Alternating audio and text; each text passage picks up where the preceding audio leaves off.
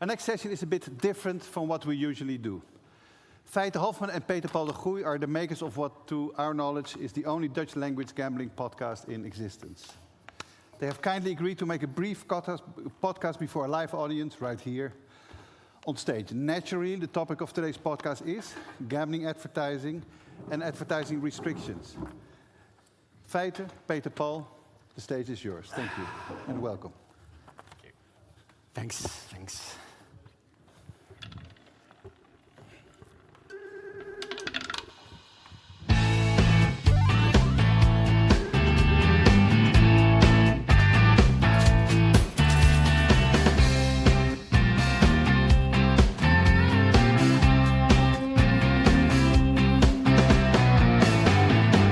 Feitmans PeePee. Ja, beste luisteraars en in dit geval ook toeschouwers, dear people who are following our podcast, and also people who are watching live this making of podcast of Feitmans PeePee. Yes, Here we are. Feitmans PeePee, and for everyone in France, of course, that's a great joke, isn't it? Yes. Where are we now, Feitmans? Yeah, well, in fact, right now we're on stage in Amsterdam. We did call it in Dutch een gokkelarij congres. Yes. It is a gambling event with all people from the industry, people from care, people also formal gamblers are here. Not And a lot of them. for those of you in the audience who are wondering who the hell are Feitmans PeePee, well, like Willem already said, we're two enthusiasts that are working, let's say, in the gambling arena, not to call it a sector, but in the gambling arena. From two completely different angles. Feitmans, you are... Yes, I've got in fact, two hats. There's only one in this hoodie, but I'm the frontman of the Anonymous Gamblers in the Netherlands. This is the way I started to stop my own gambling addiction. About in 2009, in fact, it was the last time I placed a bet on a slot machine. And I quit through visiting the self-help groups of Anonymous Gamblers. Yeah. And after that, a few years, I started a little organization called Pas op gamen en gokken. Yes. Which means something like take care with gaming and gambling. Yeah, watch out. Yeah, watch out. No, just be careful. Not forbidding it, because that's not necessary. That's interesting. Forbidding is not working, is that what you're saying? Well, we'll touch on that later. Okay. So, and I am also the managing director of a trade association called NOGA. And the first time we met, we found out that we have something in common. We're both 52 years old, so from the best year, 1970. Yes, I think so. And 1970. both Feite and I started gambling at a relatively young age. I was 14 or 15, you were 16 or something. Yeah. But I stopped gambling because, it wasn't cool anymore with my friends, and you continued. Yes, unfortunately. And now we're here. And now we're here. So this is a bit of the relationship between us. And we're also two 50-plus aged guys who like to pretend they're making radio. Yes, absolutely. And this is a hobby. So we normally have a theme. So today as well, what is the theme for today? Yeah, the theme right now is bands, I think. Band. Because I like the word bands. Band. You're banished. Banned. Everything's banned. Like we heard this morning, we should have everything controlled by the state. That's a good idea. Yeah. Normally we also have the news that we discuss, but since this is only 10 minutes. Yes. Normally our podcast takes about 3/4 or an hour, something like that. So if you're interested in the gambling news from all angles, just go to www.feitmansnpp.nl, and there you find the podcast and all the previous episodes. Yes, and you can also send us an email asking things. Yes, it's also possible. Go to reageren@feitmansnpp.nl. Yeah, or just... the podcast is normally in Dutch. We did some of them, of two. In fact, we did in English, and this is the third one. I think we do right now in English. So no news today, but we'll move straight to the core part, which is normally we have a guest, in Dutch de gast van de kast, the guest of the cast. The guest from the podcast. We had quite some interesting guests right now. Like, who?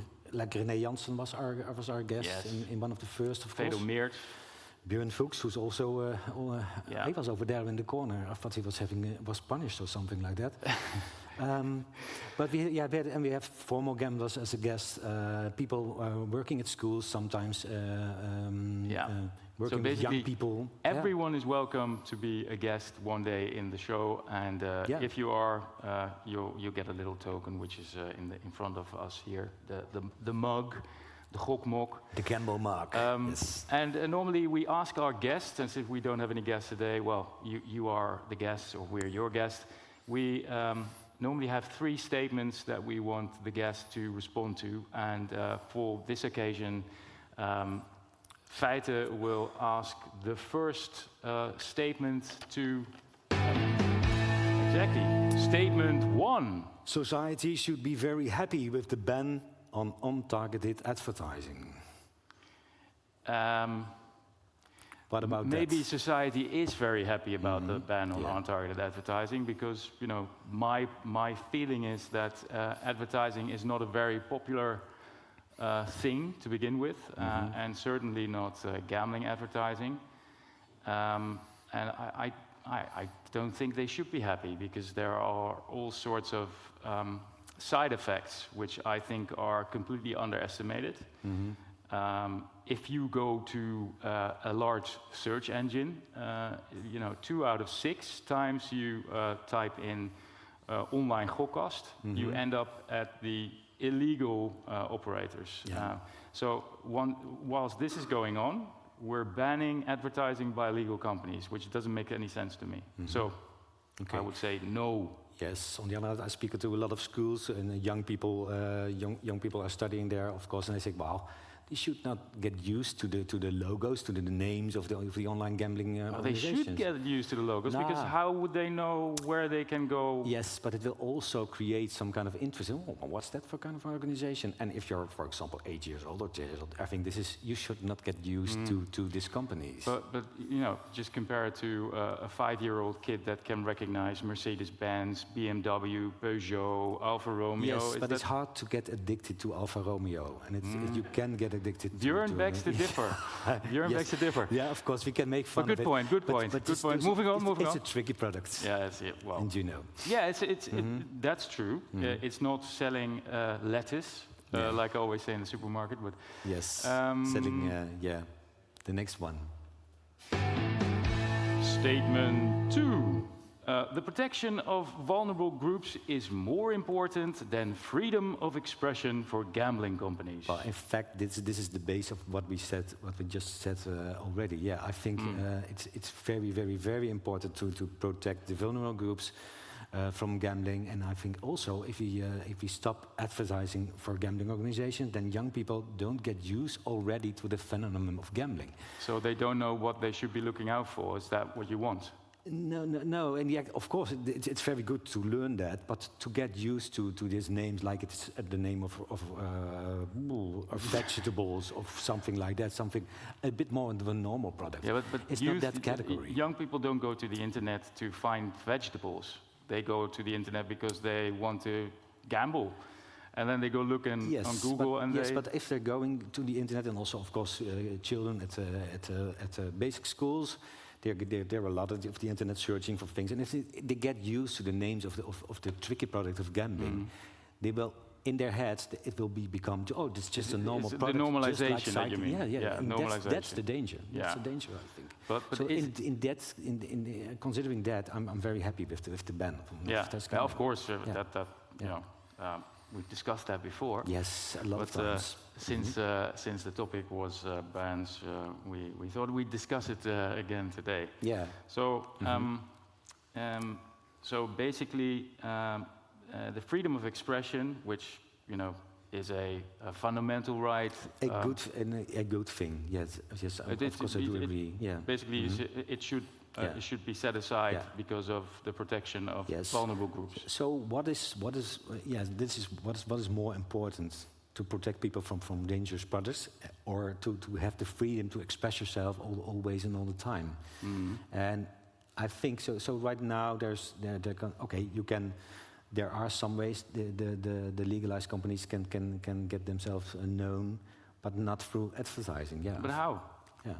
How can they make I themselves think known? they're very creative. Well, you had an Yes, I idea got a of brilliant putting up idea. a list on a website or on the Yes. KSA website. Yes. But you know, as someone who's just turned, well, let's say 20, yeah, and they say, oh, I'm going to gamble online because you know I heard someone talking about roulette or whatever. Yeah. Is typing in roulette spelen in Dutch, playing roulette. Yeah. Then What is going to Google prevent him? Google's going to work. Yeah, that's Yeah, true. Google is going to work. So are we not closing our eyes for this big gaping hole that is still going on day by day? So this road is not finished yet. Of course, there should be. The Dutch government should also talk to Google and to say, okay, how is it possible that illegal part is where nobody is looking at the gamblers over there, or not looking that good as the legalized companies? Is it okay that those results are coming up? I think we will be debating this in another episode Yes. soon. No, I mean the end tune. Yes. Thanks. Yeah. Yeah. So before we leave, we normally thank everyone for listening. So thanks everybody for listening. This was ultra short. This is kind of like a pop-up podcast. But we also thank our host, Yes. Gaming in Holland, Willem van and Oort. team. Yes. And thank you, Yes, Feite. and our man from the technique. He's getting our mug also. Yeah, the mugs are Yes. for Willem and the team. Yeah. Thanks everyone. Thanks. Ja, dankjewel, Feite. Kijk eens. Hartstikke leuk. Een attribuut, Willem, een attribuut.